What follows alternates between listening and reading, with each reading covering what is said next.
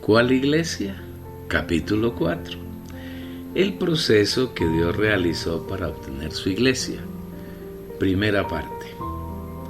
Hemos preguntado antes acerca del por qué es necesario que el proceso de redención se realizara tal como el Señor lo había planeado, proceso que veremos paso por paso. Primero, encarnación. Sin perder de vista que el propósito eterno de Dios consiste en mezclarse con el hombre y de esta manera obtener la iglesia, pero que debido a que el hombre creado se unió a Satanás, en lugar de hacerse uno con Dios, recibiéndolo, mediante comer del árbol de la vida, el plan de Dios, entre comillas, fue aplazado. A Dios, debido a su naturaleza tan especial y elevada, le era imposible mezclarse con un hombre que estaba lleno de pecado, que era pecador, que estaba lleno de muerte, que se volvió viejo y que convivía con toda clase de inmundicia. Entonces el Señor, después de esperar 4000 años, puso en acción su plan de redención y dio un primer paso. Toma a una mujer y engendra en ella a Jesús. Después de 40 semanas de gestación, nace un niño excepcional y único en el universo. Ese niño es Dios mezclado con el hombre. Con este hecho, Dios retoma el cumplimiento de su propósito eterno. Ahora en la tierra, en el universo, hay un hombre que está unido a Dios, mezclado con Él. Un hombre en el cual Dios y el hombre ya no están separados, sino que ahora son uno. Y el Verbo se hizo carne y fijó tabernáculo entre nosotros. Y contemplamos su gloria, gloria como del unigénito del Padre, lleno de gracia y de realidad. Juan capítulo 1, versículo 14. Este es un hecho por demás maravilloso. Ahora hay en la tierra un hombre que además es Dios mismo. En Jesús mora Dios completo, y Él es un hombre perfecto. Ahora Dios tiene su tabernáculo, su morada entre los hombres. El Señor, a partir de ese momento, no vive solo en los cielos, sino que está aquí, viviendo entre los hombres, con los hombres. En verdad este hecho es precioso y elevado, y digno de admiración y alabanza. Dios en Jesús trajo su gloria para que nosotros podamos contemplarla, disfrutarla. Cuando Jesús anduvo en carne por la tierra, era Dios lleno de gloria, de gracia y de realidad, disponible para que nosotros las disfrutásemos. Pero no solo corresponde al pasado, sino que hoy Dios, con su gloria, su gracia y su realidad, están disponibles para nuestro disfrute. Lo que existía desde el principio, lo que hemos oído, lo que hemos visto con nuestros ojos, lo que hemos contemplado y lo que han palpado nuestras manos acerca del Verbo de vida, pues la vida fue manifestada y nosotros la hemos visto y damos testimonio y anunciamos la vida eterna, la cual estaba con el Padre y se nos manifestó. Lo que hemos visto y oído os proclamamos también a vosotros, para que también vosotros tengáis comunión con nosotros, y en verdad nuestra comunión es con el Padre y con su Hijo Jesucristo. Primera de Juan, capítulo 1, versículos 1 al 3. Segundo, vivir humano. Después de que Jesús fue gestado como hemos sido gestados todos los hombres, nació de la misma manera que lo hacemos todos. Su madre María lo crió como a cualquier ser humano. Él pasó por las etapas de infancia, adolescencia y juventud, de la misma manera que pasamos nosotros. Aunque la Biblia no nos habla mucho de su infancia y adolescencia, podemos colegir que Dios, como el Espíritu, llenaba cada día su humanidad hasta el punto de estar saturado de la esencia y naturaleza divina. Cuando alcanzó este nivel, estuvo listo para llevar adelante su ministerio público. Y el niño crecía y se fortalecía y se llenaba de sabiduría, y la gracia de Dios estaba sobre él. Lucas capítulo 2, versículo 40. Cuando llegó a la edad de 30 años, se manifestó públicamente y comenzó bautizándose en el río Jordán por medio de Juan. Entonces Jesús vino de Galilea a Juan al Jordán para ser bautizado por él. Juan procuraba impedírselo diciendo: «Yo soy quien necesito ser bautizado por ti, ¿y tú vienes a mí?». Pero Jesús respondió y dijo: «Permítelo ahora, pues conviene que cumplamos así toda justicia». Entonces se lo permitió. Y Jesús, después que fue bautizado, enseguida subió del agua, y aquí los cielos le fueron abiertos, y vio al Espíritu de Dios descender como paloma y venir sobre él. Y he aquí una voz de los cielos que decía: «Este es mi Hijo, el amado, en quien tengo complacencia». Mateo capítulo 3, versículos 13 al 17. El bautismo es un tema sobre el cual casi nadie tiene hasta ahora una revelación adecuada, y queremos comenzar a dilucidarlo bajo la guía y dirección del Señor. Cuando Juan se niega a bautizar a Jesús, el Señor le dice que es necesario cumplir toda justicia, es decir, el bautismo es un asunto de justicia y es necesario realizarlo. Pero, ¿cuál es la realidad del bautismo? La palabra griega que se traduce al español como bautismo es ebaptisen, y quiere decir estar debajo de, o estar dentro de, o ser puesto en alguien, o ser sumergido. Entonces, ser bautizados en el Espíritu Santo es ser metidos en Él. Es así de sencillo. Jesús como hombre tenía a Dios en su interior, porque Él fue engendrado por el Espíritu Santo. Es decir, en su ser moraba Dios, Padre, Hijo y Espíritu Santo. Pero como hombre era necesario que Él estuviera dentro del Espíritu. Esta es la razón por la cual la Biblia dice que he aquí los cielos le fueron abiertos y vio al Espíritu de Dios descender como paloma y, subrayado, venir sobre Él. Observa que el Espíritu Santo ahora está sobre Él, lo cual quiere decir que el Espíritu estaba dentro de Jesús, porque cuando fue engendrado lo fue por el Espíritu, y el Espíritu comenzó a morar dentro de Jesús, y Jesús moraba dentro del Espíritu Santo. Por dentro y por fuera, Jesús como hombre estaba lleno del Espíritu Santo. Este paso que Jesús dio para llevar adelante el ministerio es muy importante, porque gracias a él todo lo que Jesús pensó, dijo e hizo no tenía como origen su acción humana solamente, sino que todo lo hizo Dios a través de él. Por esa razón, en Juan 14, versículos 9 al 11, él afirma: Jesús le dijo: ¿tanto tiempo hace que estoy con vosotros y no me has conocido, Felipe? El que me ha visto a mí, ha visto al Padre. ¿Cómo, pues, dices tú, muéstranos al Padre? ¿No crees que yo estoy en el Padre y el Padre está en mí? Las palabras que yo os hablo, no las hablo por mi propia cuenta, sino que el Padre que permanece en mí, subrayado, Él hace sus obras. Creedme que yo estoy en el Padre y el Padre está en mí, y si no, creedme por las mismas obras. Observa cuidadosamente cada una de las palabras y las frases de este pasaje. Jesús afirma que Él está en el Padre y el Padre está en Él. La preposición griega usada por la Escritura para en es eis, y una traducción más apropiada es dentro de. Esto quiere decir que Jesús está dentro del Padre y el Padre está dentro de Jesús. Los dos son uno.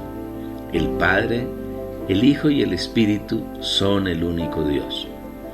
A continuación, el Señor Jesús afirma: las palabras que yo os hablo, no las hablo por mi propia cuenta, sino que el Padre que mora en mí, subrayado, Él hace sus obras.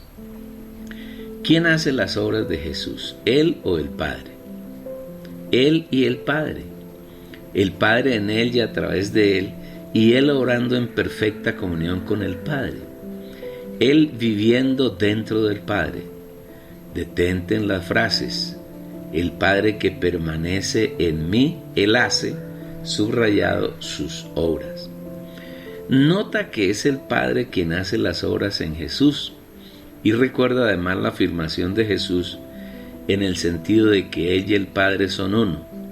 Esto es profundo, rico y maravilloso. Es muy importante el vivir humano de Jesús en la tierra, porque Él como hombre nunca pensó, dijo ni hizo nada que no pensara, dijera e hiciera el Padre. Esto fue así durante los más de 30 años que vivió en carne en la tierra. Su vivir humano en carne fue una total y absoluta comunión y unión con el Padre.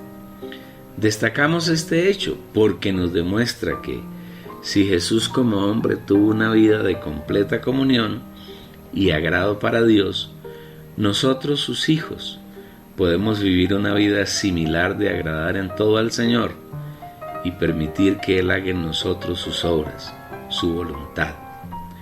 Es por esto por lo que el versículo siguiente de Juan 14 afirma: de cierto os digo, el que en mí cree, las obras que yo hago, Él las hará también, y aún mayores hará porque yo voy al Padre. Las obras a las que Él se refiere aquí son las obras que el Padre hace en cada uno de nosotros, si se lo permitimos, viviendo en plena y constante comunión con Él en nuestro espíritu. No se trata de obras espectaculares y milagrosas, como sanar enfermos, resucitar muertos y otras tantas que les encanta a los falsos maestros del cristianismo, sino permitir que el Señor haga su voluntad en nosotros por medio de llenarnos en nuestro interior y expresarse a través nuestro. Os perfeccione en toda obra buena para que hagáis su voluntad, haciendo Él en nosotros lo que es agradable delante de Él por medio de Jesucristo. A Él sea la gloria por los siglos de los siglos. Amén. Enfatiza la frase haciendo Él en nosotros lo que es agradable delante de Él, haciendo Él en nosotros. Observa que es el Señor quien quiere hacer en nosotros, no nosotros por Él, porque nada de lo que tú y yo hagamos para el Señor es agradable delante de Él, ni cumple su voluntad. Para el Señor es agradable lo que Él hace en nosotros. Para Él es agradable solamente lo que tenemos de Él, no lo que nosotros pretendemos hacer para agradarle. Esta es la realidad de la iglesia y esta es la iglesia establecida, encabezada y gobernada por Dios, el Dios Padre, Hijo y Espíritu, haciendo sus obras en quien se dispone y le permite obrar a diario en su vida, para que el Señor pueda crecer en Él hasta llevarlo a su estatura. Por estas y muchas otras razones es bien importante el vivir humano de Jesús en la tierra, porque mediante ese vivir nos ha dado ejemplo para que nosotros sigamos sus pisadas y le permitamos que trabaje en nuestro ser hasta llenarlo de su propósito y hacer en nosotros su voluntad. Así como Jesús agradó en todo al Padre, igualmente nosotros podemos y debemos agradarlo, porque hoy vive en nosotros como el Espíritu y hace en nosotros sus obras, en la medida en que mantengamos nuestra mente en el Espíritu y le permitamos que llene la totalidad de nuestro corazón. Tercero, muerte. Después de que el Señor Jesús vivió en esta tierra por 30 años, su humanidad llegó a estar totalmente saturada por la naturaleza divina de Dios. Es decir, Él como hombre se mezcló totalmente con Dios y estaba listo para dar un tercer paso en el plan de redención. Fue así como por más de 3 años se manifestó públicamente, demostrando que Él es Dios, porque es Hijo de Dios, y como Hijo de Dios tiene la naturaleza divina completa morando en Él. Porque en Él habita corporalmente toda la plenitud de la deidad. Colosenses capítulo 2, versículo 9. Debemos tener claridad en el asunto de que Jesús como Hijo de Dios es Dios por la eternidad, y que cuando descendió a la tierra y se hizo hombre, conservó su naturaleza divina y su deidad.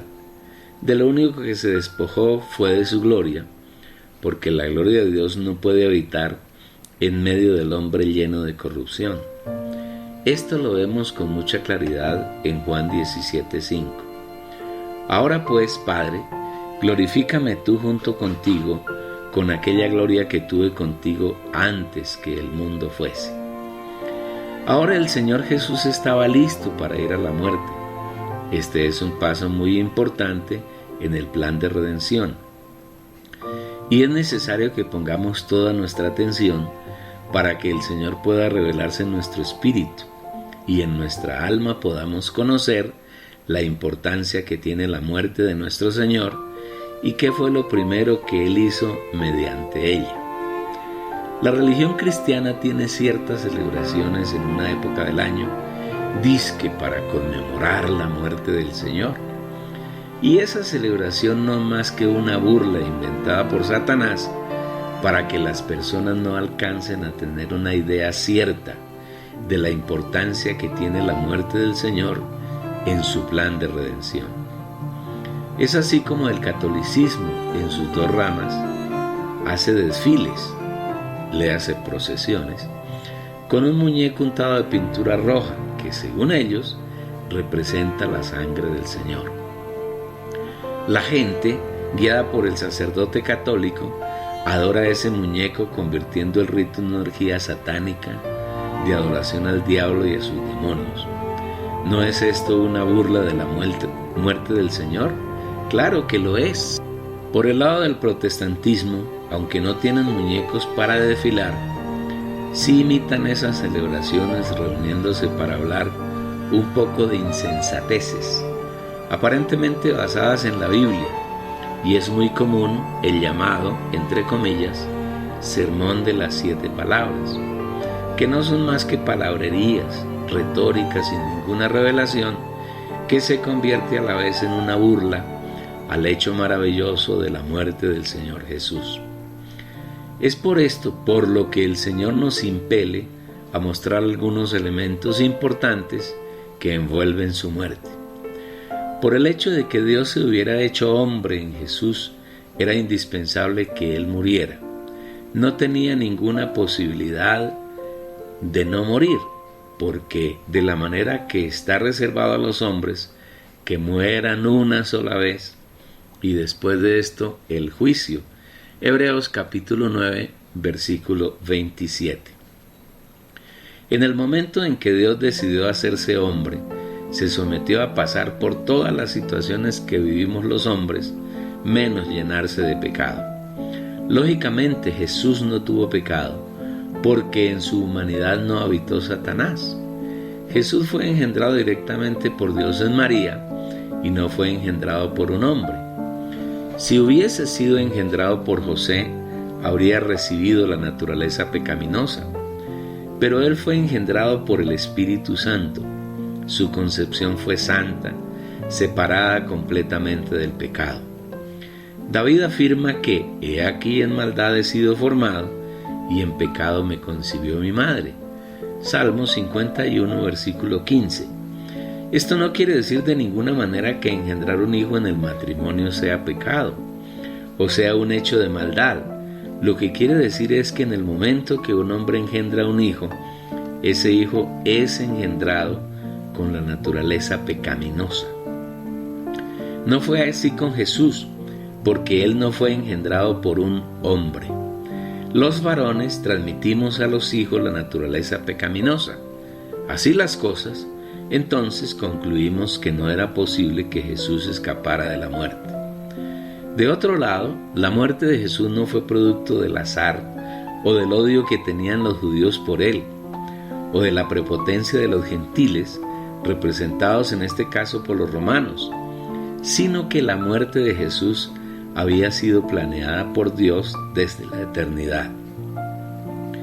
Dios no hace planes vacíos o sin sentido, sino que en cada una de sus acciones Él tiene un propósito, es decir, todas las cosas que el Señor hace tienen sus propósitos. Y vamos a indagar por algunos de los muchos que Él tuvo en la muerte de su Hijo. 3.1. Destruyó al diablo.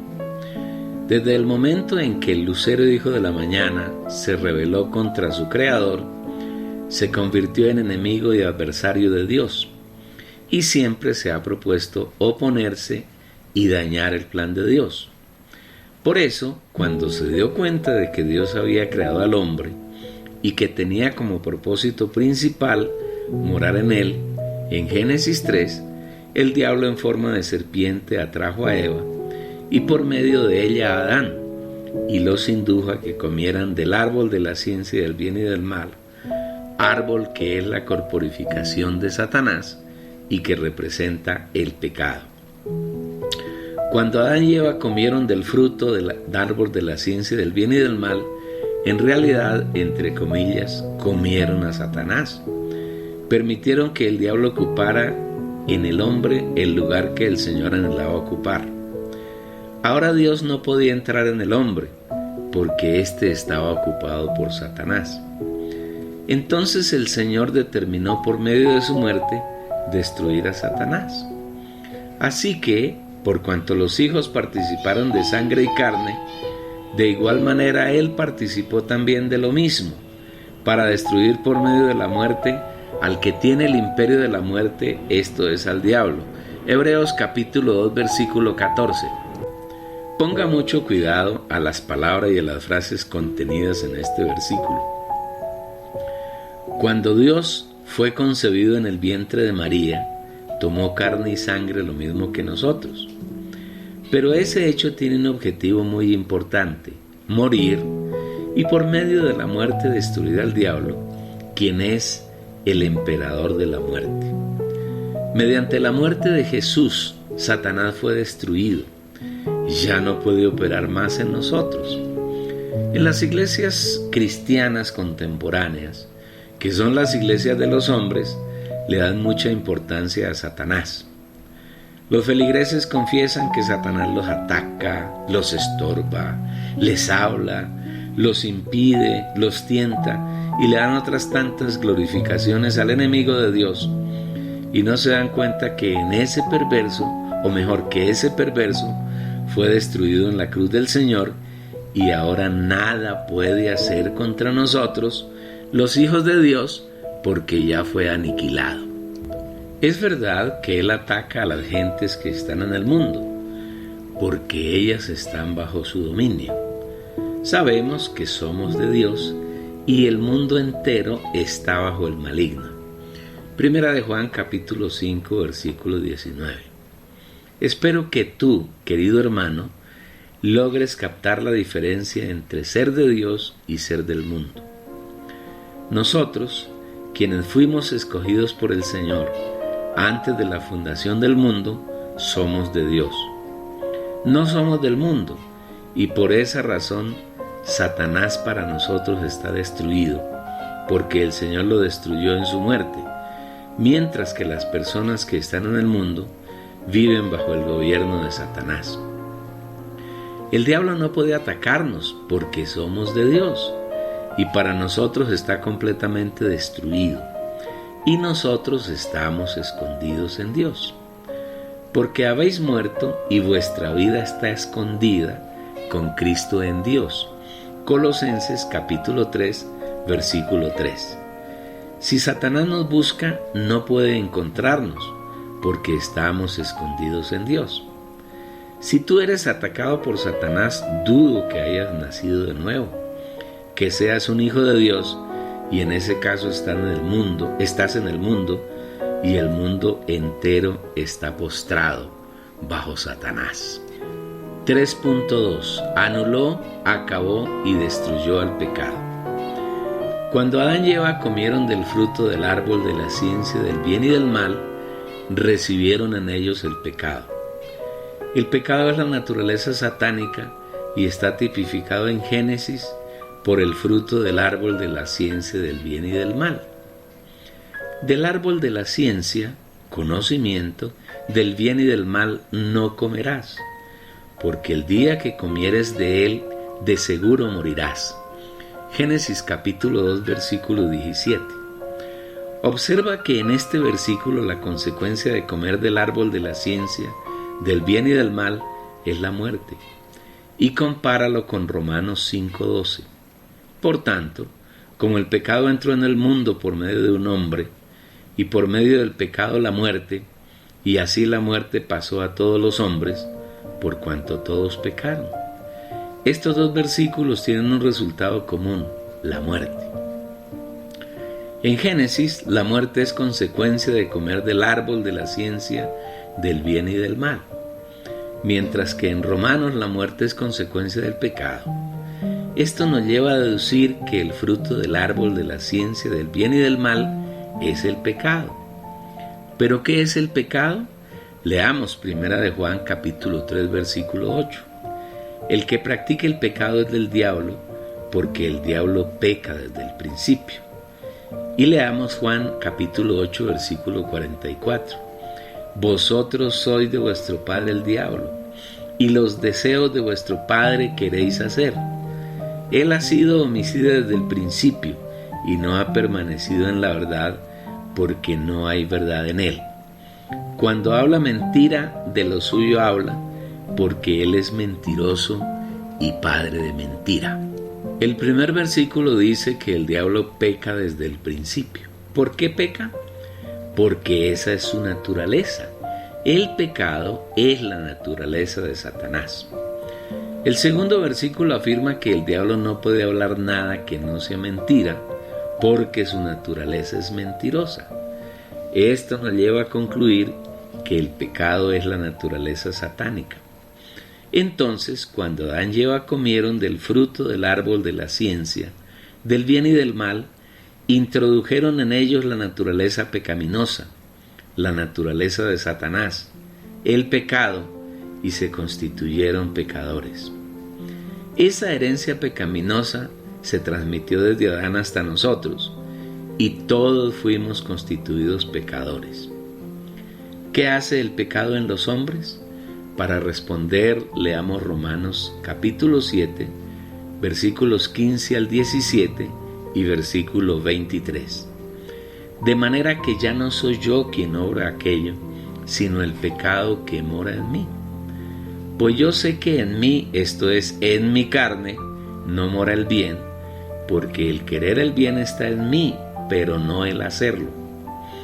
Pero veo otra ley en mis miembros, que está en guerra contra la ley de mi mente y que me lleva cautivo a la ley del pecado que está en mis miembros. Porque no hago el bien que quiero, sino el mal que no quiero, eso practico. La Biblia dice que el pecado mora en el hombre y mora en los miembros de los seres humanos, con el fin de esclavizarlos, de obligarlos a hacer no lo que el hombre quiere, sino lo que no quiere. En otras palabras, el pecado obliga al hombre a hacer lo que el pecado quiere. Esto nos lleva a deducir que el pecado es una ley, una persona que está en los seres humanos, un poder muy grande que los cautiva, los obliga a hacer las cosas que ellos no quieren. En palabras sencillas, el pecado que mora en los hombres los obliga a cometer pecados, los constituye en pecadores. El pecado esclaviza al hombre y no le permite relacionarse con Dios, y por esa razón era necesario que Jesús, mediante su muerte, destruyera el pecado, y en la cruz Él lo destruyó, lo aniquiló completamente. ¿En qué momento el Señor Jesús destruyó el pecado? Veámoslo en la palabra de Dios. Y desde la hora sexta hubo tinieblas sobre toda la tierra hasta la hora novena. Cerca de la hora novena, Jesús clamó a gran voz diciendo: Elí, Elí, lama sabactani. Esto es, Dios mío, ¿por qué me has desamparado? Jesús estuvo en la cruz por 6 horas, desde la hora tercera, las 9 de la mañana, hasta la hora novena, 3 de la tarde. Cuando vino la hora sexta, es decir, las 12 del mediodía, la tierra se llenó de tinieblas y esas tinieblas permanecieron hasta la hora novena. En ese lapso, el Señor reclamó de Dios que lo había abandonado. ¿Por qué Dios lo abandonó? Porque en la carne de Jesús fue puesto el pecado, la naturaleza de Satanás, para que fuera muerto junto con la carne de pecado, que en ese momento era la carne de Jesús.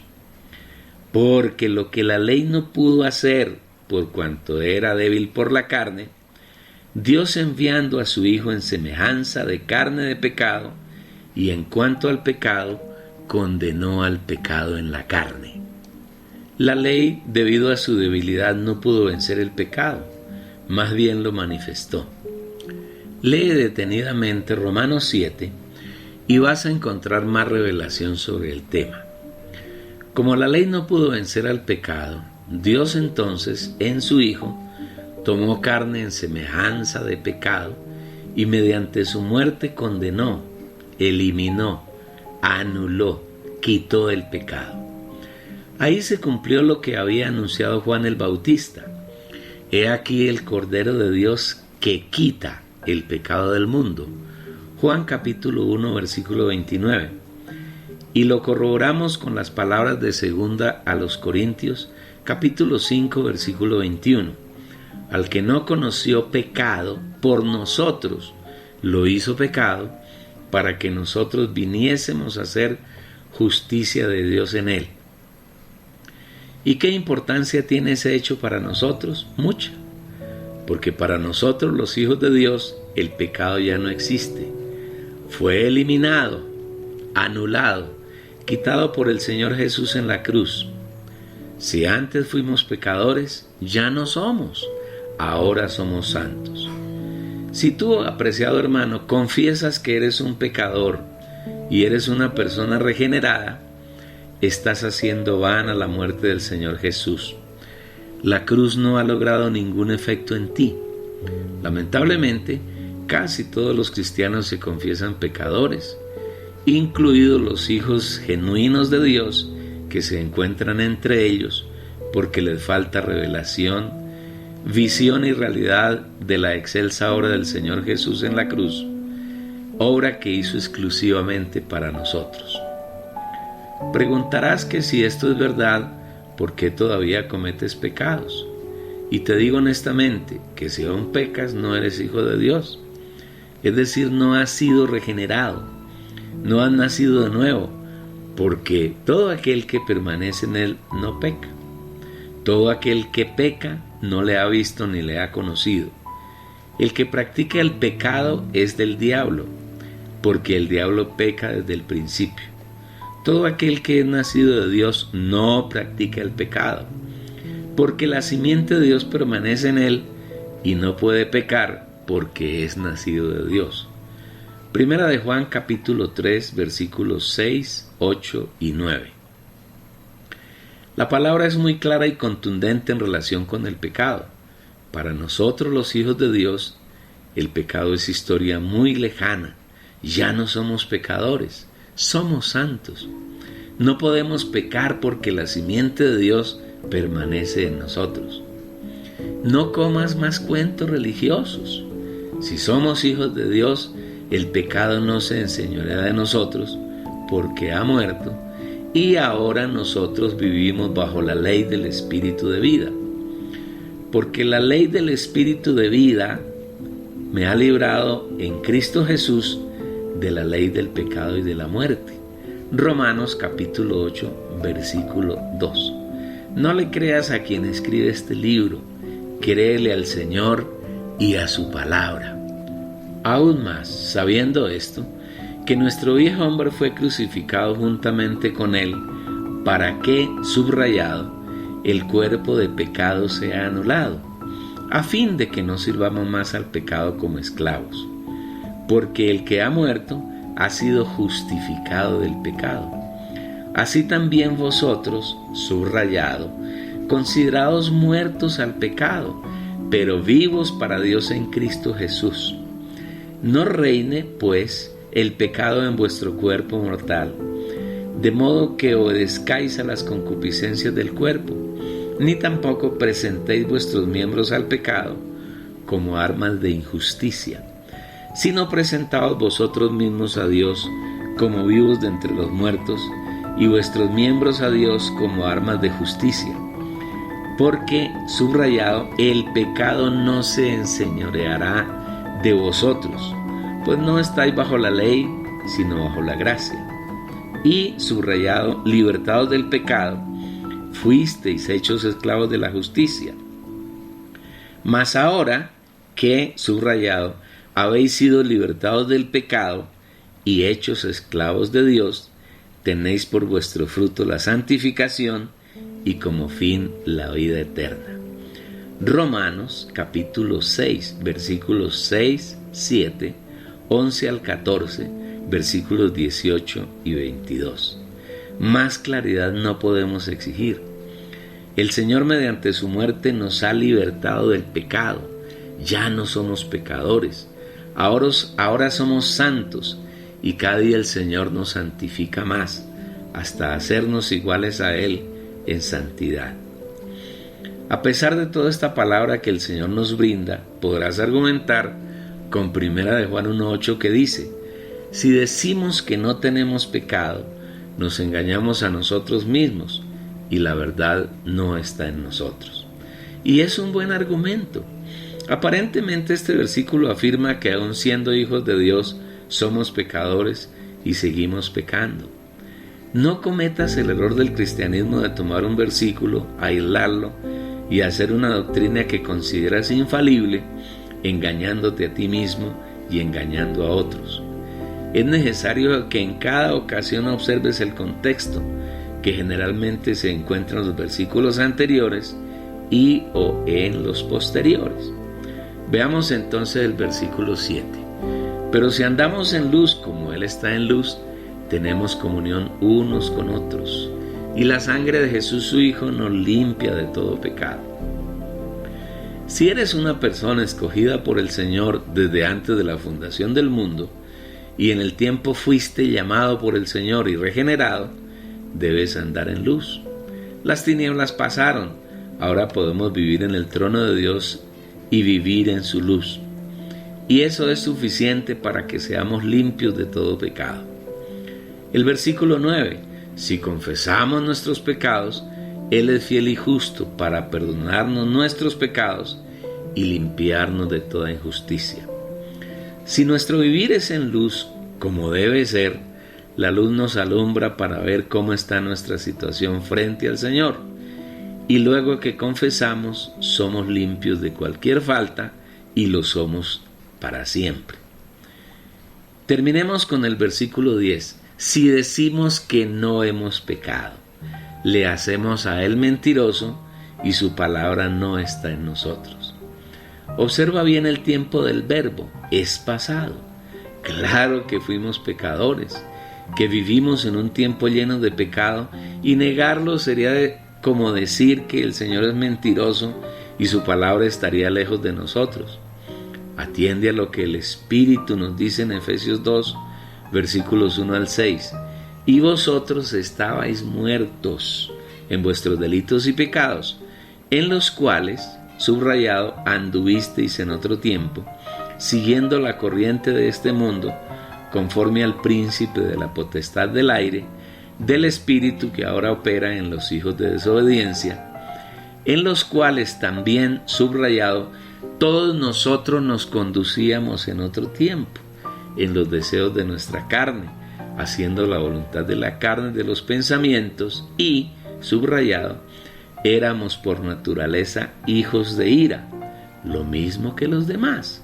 Pero Dios, que es rico en misericordia, por su gran amor con que nos amó, aun estando nosotros muertos en delitos, subrayado, nos dio vida juntamente con Cristo.